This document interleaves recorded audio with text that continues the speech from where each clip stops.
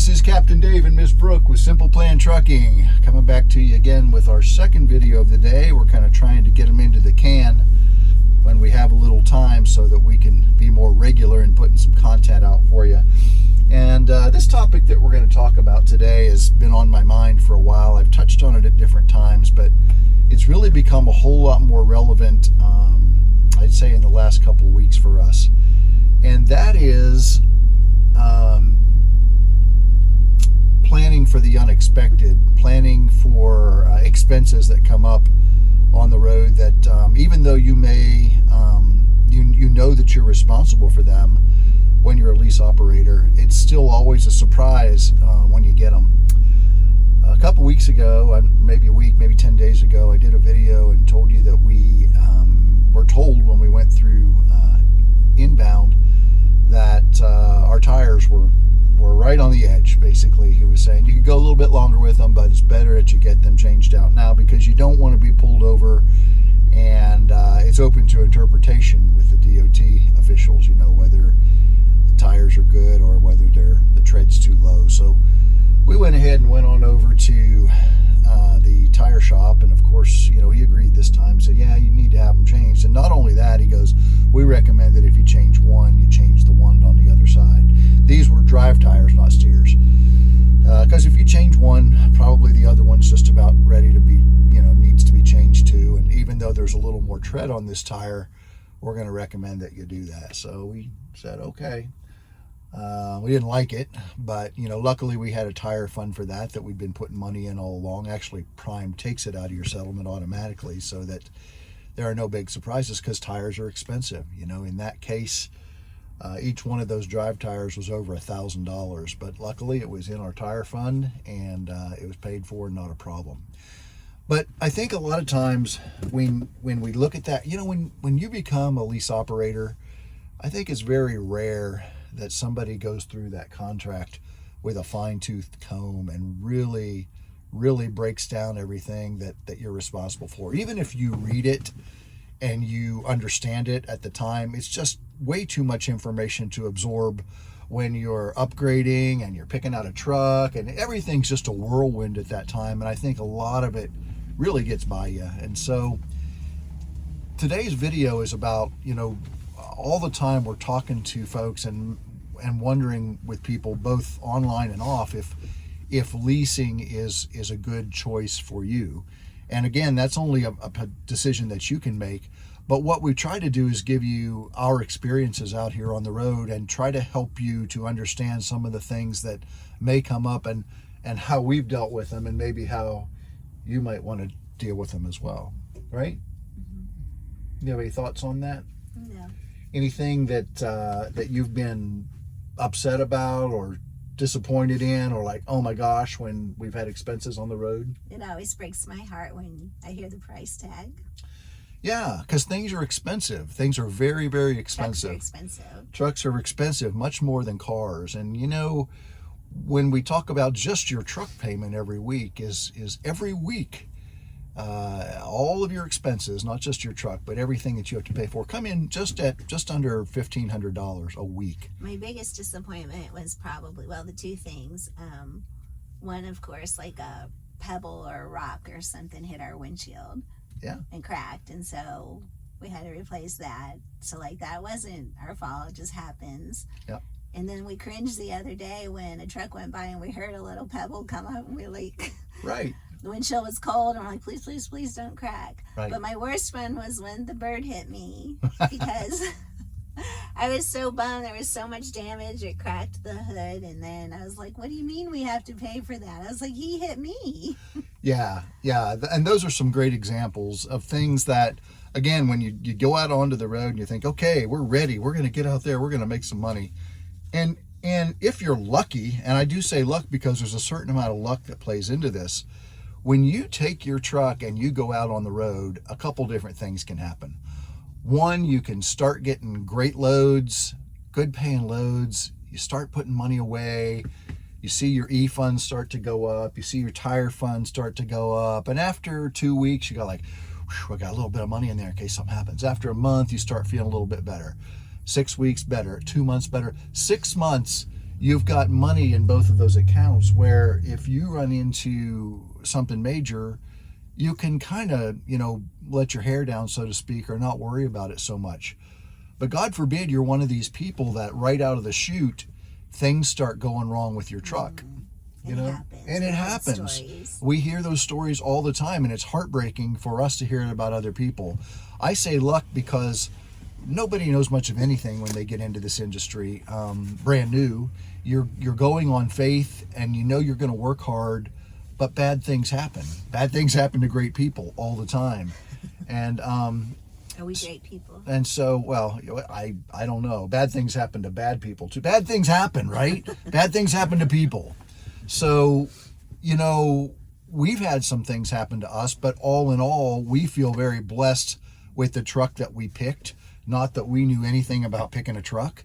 We tried to pick one that was right for us with low miles, and thank God, we've run pretty steady with only minor issues, other than the regular wear and tear kind of things that we're going to talk about. So this video is about highlighting some of those things and making sure that you're aware that, yes, this is a great lease, and if it's a major issue, something that's covered by the warranty, it's a warranty issue, it's going to be covered and you're not going to have to pay anything. But there are lots of things that you do have to pay out of pocket. Brooke mentioned a couple of them already. One, out of the clear blue, a big huge bird in Florida flew into the front of our truck. Gosh, it wasn't in Florida. Well, wherever. I say it was in Florida. We argue about this all the time. But you were asleep, so I woke up because I heard it. It was not in Florida. Where was it, Professor? I forget, but not in Florida. So she doesn't remember where it was. It wasn't in Florida. But she remembers matter. It wasn't in Florida. It doesn't matter. So why'd you bring it up? Because you sell it wrong every time. Okay, so a bird flew into our truck. We'll leave it there, and it was a thud. But so the we point didn't. is, there's things that are out of your control that you have to pay for. Well, I'm getting to that. I'm telling the story. Okay. Because you want to take good care of your truck. Because even if you're leasing it, it's still your business. That's right. So back to the story I was telling. So the bird flew into our truck. We heard the thud, and we didn't think too much about it. But as I was fueling, I was scared. Yeah, but we didn't think there was damage. We didn't think there was damage to the truck. I hadn't found the damage. You found it. I did. When did you find it? Afterwards. Where did you find it? Okay. It stopped. And so you said, "Hey, come look at this." My understanding is you hit the animal and you don't stop unless the animal's left in the road, and then you move it over. Is that right? Right. But I think even when that happened, it wasn't concerning enough that we needed to pull off the road. Oh my gosh. I was driving, I don't know, across country to where we are now. I forget where we were. We were in Florida. No, we were somewhere up in the mountains, and it said something about, one of those light up signs said something about large animals are been crossing the road. And after I saw that sign, I must have seen at least 5 or 6 large animals dead on the side of the road. But I swear one of them was like prehistoric. It's like a buffalo or something. It was humongous. I was just like, oh my gosh. Like, I don't even know how you would have moved it if you had hit it and it was in the road. All right. Okay. All right, that's off the story. That's okay. So we hit the bird, and we got, the bottom line is we took it in because we saw that there was a crack up around the light on the headlight on the right hand side in the casing up there, not in the casing but on the actual body of the truck. There was a crack. We cracked the fiberglass, and so we took it in, and any single time that you have damage to your trailer, and you report it. Trailer or the truck? The trailer, the trailer too, but the truck I'm talking about right now, the truck. It's $1,000 deductible. It's $1,000. Bam! As soon as you call that in, they are going to charge your truck $1,000. It's going to be on your next settlement. Yeah, that deductible was a surprise. It wasn't a surprise to me because they told me they were going to do it. Surprised how quickly it happened. It's like it's even before they do the work, they take the money out. And so, they always say, oh, usually on these kinds of things, you might get a little money back, or it might be half of it or something like that. Well, sure enough, the bill was like, I want to say it was like $1,500, but all we had to pay was $1,000 on a deductible. We didn't get any money back. But that was something that showed up on our very next settlement. And thank God we had money. We had done well, and we had money saved up, and we weren't in a position where we had to call and ask for that to be taken out over time. We just took a hit on it that week on our settlement. We made $1,000 less than we would have. So when you say sometimes that sometimes you don't make any money, there's zero money after driving, when those kinds of things happen, that can be the reason why. But then there's basic maintenance on your truck that you're responsible for.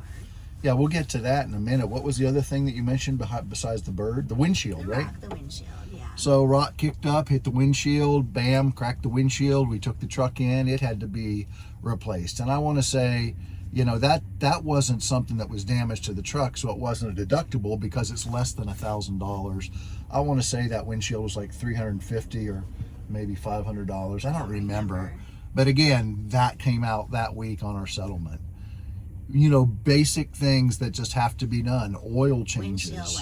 Windshield wipers. We have some to replace right now, and how many? This is like our third pair. Yeah. When you drive a truck for a living, the truck's moving all the time. The windshield wipers wear out quickly. That's not a big expense. I'm not saying that was huge. Our third pair in almost a year. Yeah, we and it's important to change your windshield wipers regularly. And we survived without winter wipers, which I didn't even know there was such a thing as winter wipers. Right. So those kinds of things, then, any kind of maintenance that you have to have done on the truck, just regular kinds of things like your APU service or your... What about those things we had to bring the truck in for recently? We didn't pay for that. That comes with it, right? Which things? With your lease, like a chassis. The chassis lube you pay for, because that's regular wear and tear. That's like an oil change, yeah. Oil change and chassis lube. You have to do every certain amount of miles. And then we had our oil changed or something, but we did that at one of the stations. Yeah, because it was overdue, we went ahead and had it done at a Love's, and we paid a little more for that out there. That's our responsibility, right? That is our responsibility. Yeah. Maintenance. They charge Prime charges the truck. Also the trailer. If your trailer becomes damaged in any way due to something that you've done, if you put a hole in the trailer, you back into something, it's a $500 deductible every time that you do it. So these kind of things can add up, and you need to be aware of it and know that it's a cost of doing business, and it's something that you have to plan for. Now, it's not been a big deal to us because, one, nothing really bad has happened, and two, we were ready for it. We hit the ground running when we started April 1st, and we're driving as a team. So we're putting a ton of miles on the truck. We're driving a lot more loads. We're getting places faster because we're doubling our efforts, and it's going into the same account. How about when you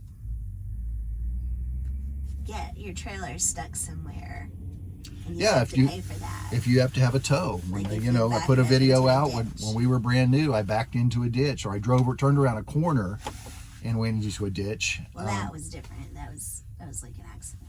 Yeah, I had to call it into safety, and luckily no damage to the freight or anything. It was just the back wheels didn't make the corner. They went into the ditch, and the truck was angled like this. So and we made a video on that early on if you wanted to see more details on it, but that was bad. But it turned out that corner, apparently, like every other day or somebody wrecks their trailer in there because the Qualcomm or something tells you to go that way and you shouldn't.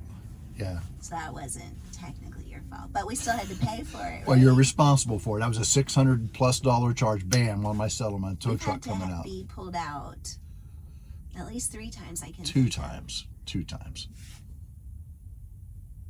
Okay. How about the trailer tire popped one time on the side of the road? We were up in the mountains. Right.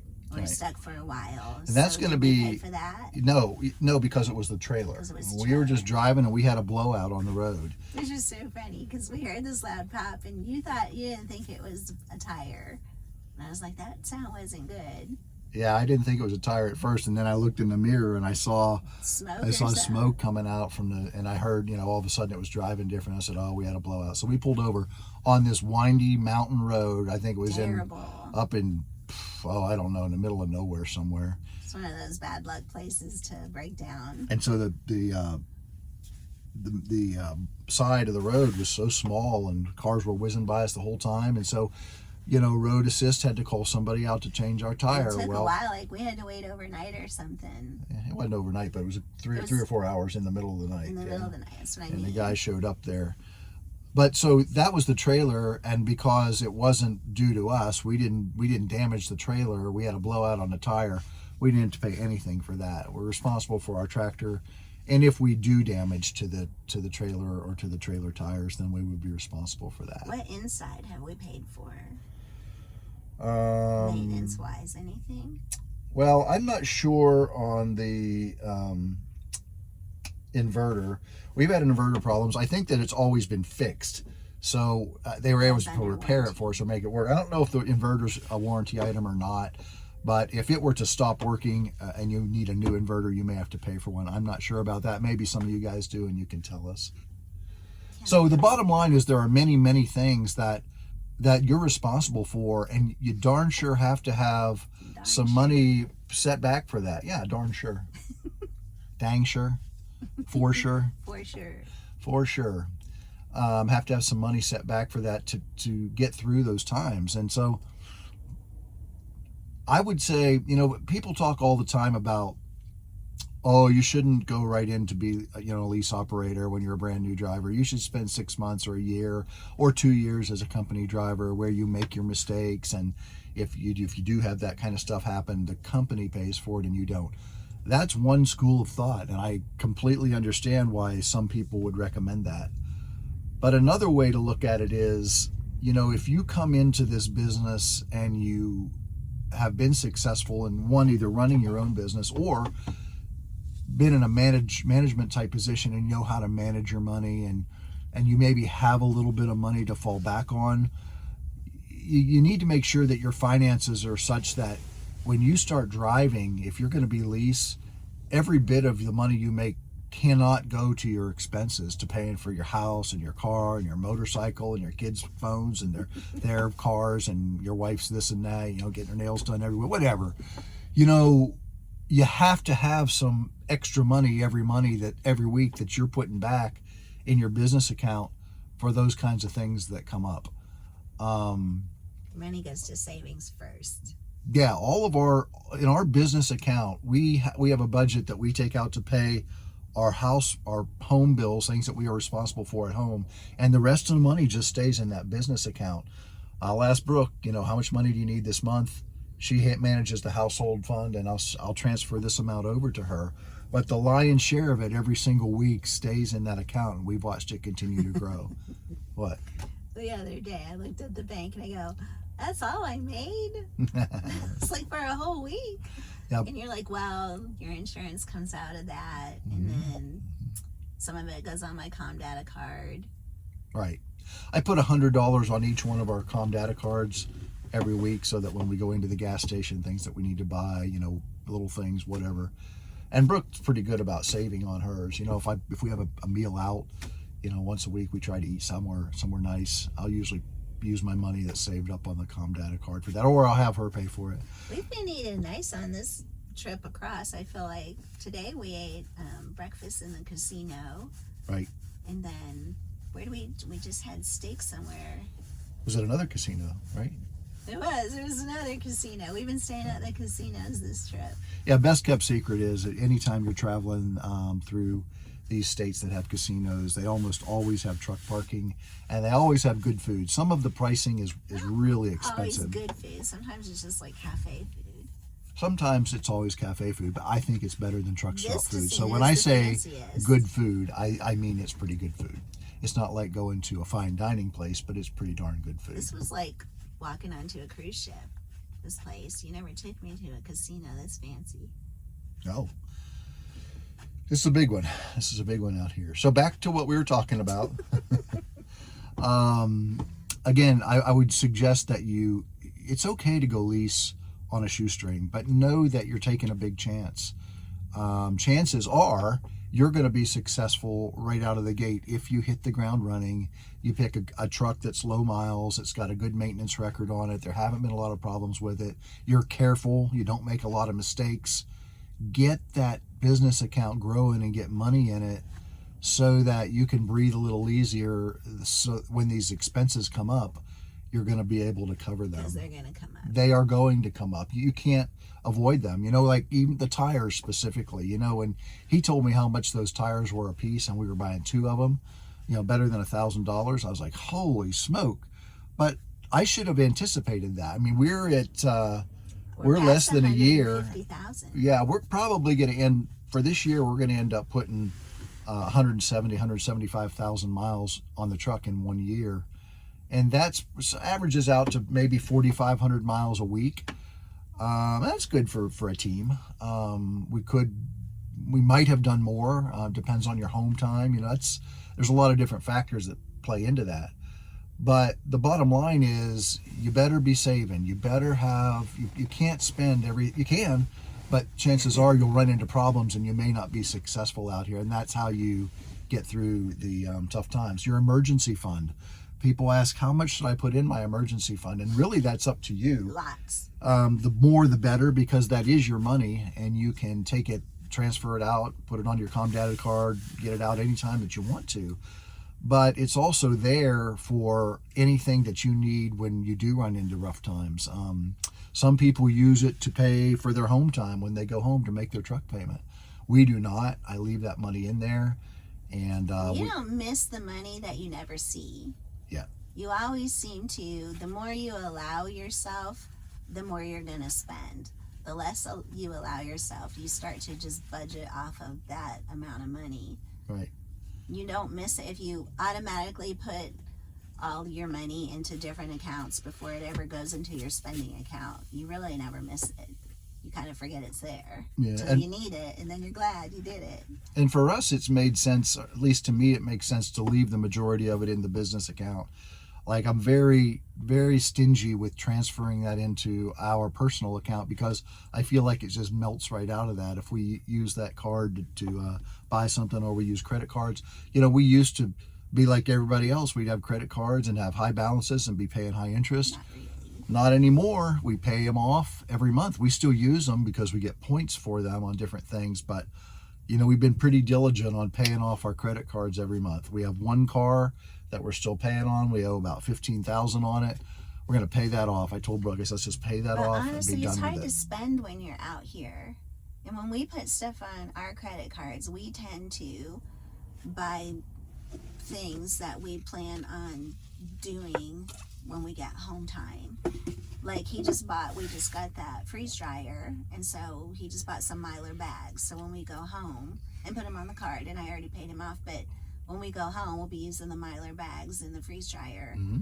So the stuff that we spend money on out here is not very frivolous. Whereas when we're at home, I feel like you're trying to keep up with the Joneses, and so you think you need the latest and greatest techie toy, or for women, they want to be all fancy or fashionable, and like, you just don't worry about that stuff out here. You don't think about it. That's true. So it's easy to save. Your perspective changes. What's important changes out here. What you think you need or most want. of our money now, and it was before too, but most of our money is spent on home time, food, and Mm-hmm. Our biggest extravagance is we tend to eat out more than we did at home, but maybe not. We still ate out a couple times a week. I feel like at we ate home. out more at home because we would be social. Yeah. And then you would include alcohol and stuff, and so that always ups your bill too. We don't drink. You can't drink anymore. It was killing me the other night having that steak dinner and not having a glass of wine. Yeah. Yeah, that's funny. It's true. We do spend a lot more money being social, and not that we were big drinkers, but alcohol's expensive. If you have a cocktail or two at dinner, that adds a lot to your bill as well. Even cooking with wine or having a cocktail with your dinner, or Friday nights, or even when you did go out, you might have a drink or two with your friends socially, or we just go visit our neighbors. And so even though you do have expenses when you run a business, it's a cost of doing business. You need to plan for it. You need to have the money put back for it, and when it happens, just take care of it. But even with that, we've been able to make a lot more money, and we've been able to spend less money than we did when we were living at home. So it's just been a win-win for us all the way around. And partially that's because we are a team and we're married, and we get double the income coming into our household than a solo driver would. So I really think that if you a solo driver's great, you can make money, you can do well out here, but man, if you could get your husband or your wife to come out and team with you, that's just like the holy grail. That's where you can really clean up and make a lot of money. So I just want you to know that when you have to plan for these kinds of things, these expenses do come up. It's not just you start driving and you get paid and you don't have anything that you have to pay for. When I tell people that you have a truck payment and you have other things that you have to pay for every week, and it's $1,500 a month, I mean $1,500 a week, that's a week, not a month. Most people are used to making a car payment of $200 or $300 or $400 a month. This is your livelihood. This is your business. This is your home too, and what you live in. It's the cost of business. It's a cost of doing business. So all of that plays into the money that you make. And you know, some people will try to tell you, oh, you're not going to make as much in lease as you do being a company driver. But I would argue that any day of the week, even with freight being down and the market being down and difficulty getting loads at times, and even if I was just a solo driver, I would still be making more now. I'm still making more lease than I would as a company driver. But both options are out there for you. You guys have to look at that. You have to decide what's best for you. But the main thing that we wanted you to take away from today is that there are expenses along the way that you sometimes don't think about. And even if you are aware of them, when they hit you and when they come up, it can hurt if you don't have some money set aside and put back for that. Put into your emergency fund. We put in $200 a pay period, or $200 a week. And that was just a recommendation when I started from my fleet manager, because I really had no idea how much to put in. Some people put in cents per mile, but for us, $200 has worked well. It's left us plenty of money in there. And like I said, we've left our emergency fund alone, and where I'm planning to use some of that money is for the down payment for our truck when we order it, which we're getting ready to order here real soon. So undecided for sure on what it's going to be. You're supposed to take me to go tour a Peterbilt, so I know what it's like in there. Yeah, Brooke's never even been inside a Pete yet, so she wants to see it. I stepped inside one, but like I said before, it was intimidating. Mm-hmm. It was Eric's truck, and it was intimidating at first because David was still out on the road. I haven't even been to school yet, had I? No, you're still at home. Yeah. So the two biggest bonuses of the Peterbilt that I've heard so far is the ride is smoother, which I would be like that, and then the bed is bigger. They say it's 6 inches wider, which, you know, the last 2 nights we've been, because of the load, we have so much time on the load, we've been able to pull over and sleep at night together, which we love to do. But sleeping on that mattress in the Pete, it's crazy. Even though Brooke's teeny tiny, it's like one of us has to can sleep on our back and the other one has to sleep on their side. Neither one of us could sleep on our back. It's cozy. So we're constantly, when one of us moves, the other one has to move. And it's funny, we almost have it down to a science now. When it comes to a truck mattress, size matters. Size matters. Spoken from the authority over here. But my biggest thing about the Peterbilt, when I've seen them on other people's videos and they kind of do like a tour of the truck, I feel like I'm losing storage space or living space. Like my big refrigerator isn't going to fit in there, and I'm going to have trouble giving that up. Yeah. So, and then you're talking about the hanging space in there for hanging for clothes. You're like, you have 2 of those or 1? You have 1 of those. And my one that I have now has drawers in it. I don't hang anything. Well, we won't hang clothes in there. That's just what that's for. If you wanted to hang clothes, I'm sure we'll put a plastic container in there with drawers. And then this whole space up here, my shelving space and cubbyhole space is like smaller. There is definitely less overhead space and cabinet space on the Pete. And I use every inch of this truck. Yeah, but again, we use our overhead, the bunk, the second bunk, as storage. We never go up there at all. You know, it's just the two of us, so we sleep We never go. downstairs. Oh, I was like, I go up there every day, all day long. Well, you don't get up there. You climb up on the ladder because it's so full of stuff Sometimes up there. You I couldn't actually get up there. there. Where? Exactly. You couldn't get up there. I fit. When I gotta get things from the tippy top, I climb up there. Or I have to do the bungee cords. Yeah, we have an unwritten rule in the truck. I go to the back of the truck to sleep. Brooke goes back to get everything else out. She knows where everything is. Everything else back there. Yeah, I don't want to get. She says I'm like a bull in a china shop. I just go back there and start tossing stuff all around. So she gets our stuff together. She fixes our food. She takes care of the inside of the truck. So that's the trade-off for us. I do everything outside the truck. I'm She still takes a care homemaker. of everything inside the truck. Just in the truck now. Yeah. See, it's a win-win. It's a win-win. Think win-win all the time. But that's really all we had for today. I wanted to just share that with you because, you know, expenses do come up, and it can be very, very frustrating, and it can actually cause you to fail as a trucker or to be unsuccessful out here, but certainly cause you a lot of heartache. And those lean times, which are going to come, the weeks where the loads don't line up right or the revenue isn't there, and then on top of that you have things go wrong with the truck. You know, it's terrible when you have a week when you don't make any money, which you can in lease, but those weeks when you make tons and tons of money make it all worth it. And so again, you have to look at the revenue over time, a month, a quarter, or even 6 months or a year. And at the end of that year, if you've made a lot more money than you did the year before, then it was a good thing. That's how it works out for us. That's what we're planning to do. I think it's going to be interesting to kind of take a look at our year and then our tax season and kind of see how it all evened out when it's said and done. Yep. Collecting our documents up now. We go home next week, right? Oh, it's such a busy home week. We're going to make a video then, right from home. Yeah. We should do like a home time video. Like, this is all the stuff we crammed into 1 week while we were home. Our list is growing, and if any of you think you go back and kick up your heels and drink a margarita, we don't. We don't. I mean, from the time we pull in till the time we go home a week later, we've got all kind of things that we have to take care of. I almost look forward to getting out of there by the end of the week. Yeah, it's a good reason to look forward to getting back on the truck and start making some money again. And I try to only set up, or we try to only set up like 3 big things to get done in the week. Right.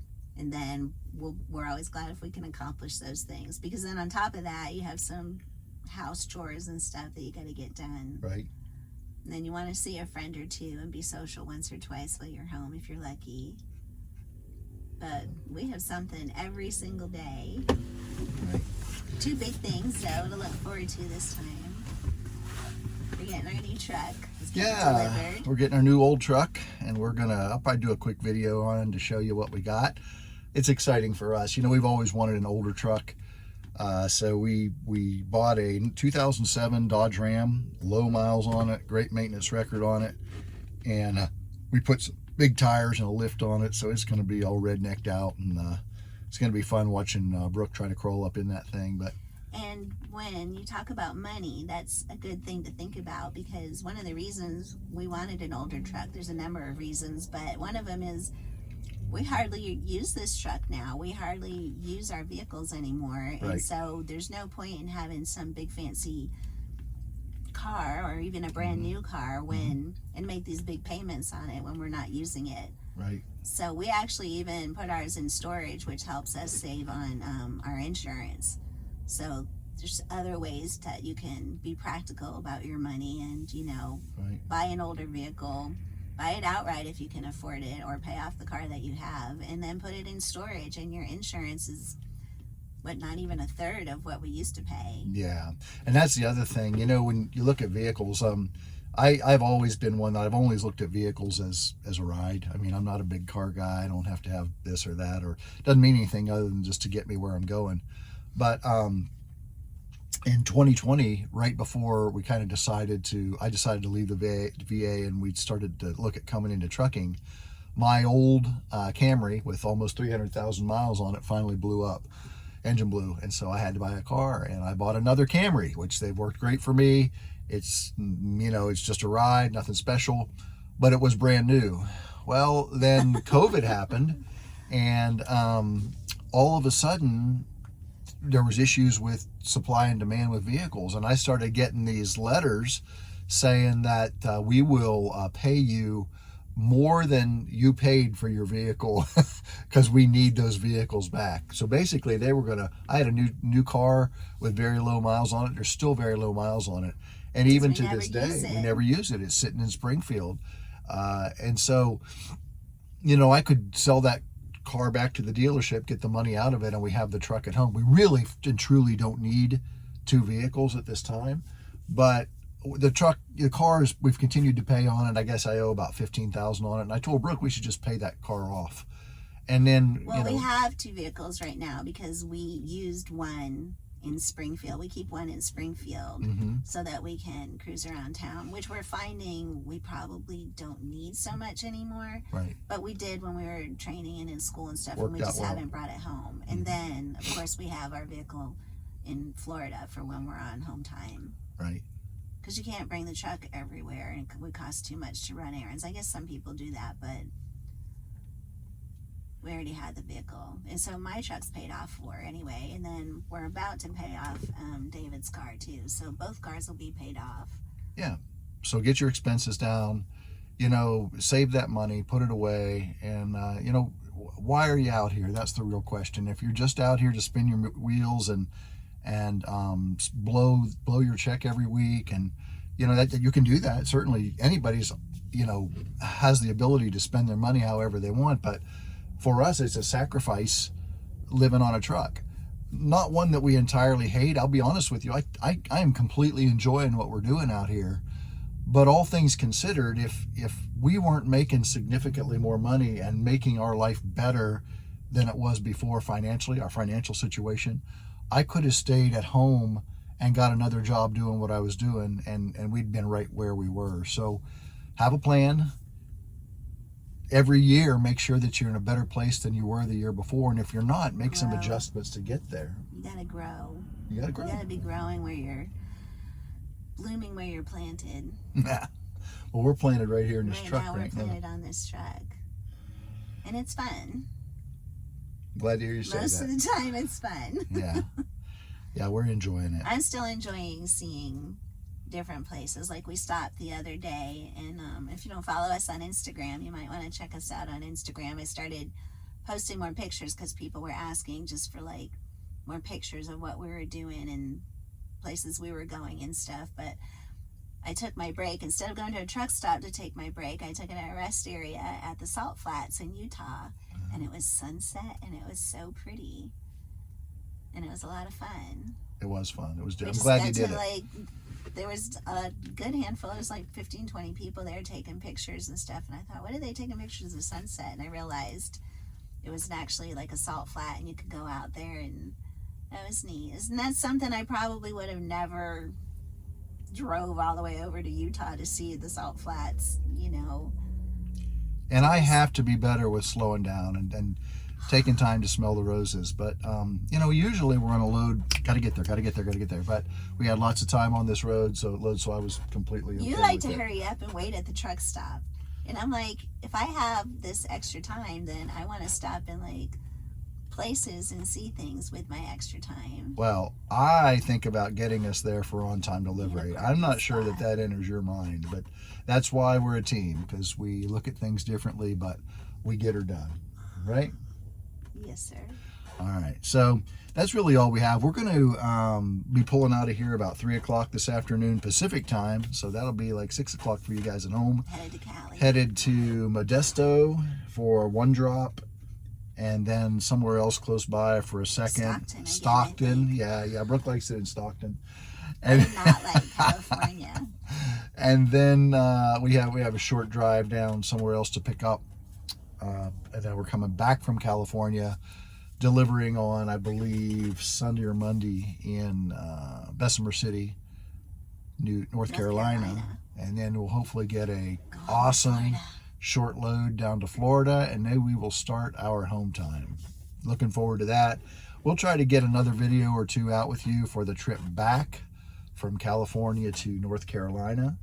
But hey, hopefully, I know we've rambled a little bit, but hopefully you took a message out of this and you understood what we're saying. We put this out for two people, others that are going through their adventure like we are in trucking and they're new to it, but really for people that are considering this as an option, specifically couples, because I think that you minimize your chance for failure when you're both working together and it's going into the same account.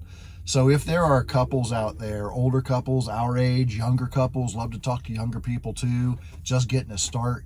You know, maybe you're 20, 22, 23 years old, you're newly married, you don't have any kids, you don't have a degree, and you're looking for a way to get a jump on life.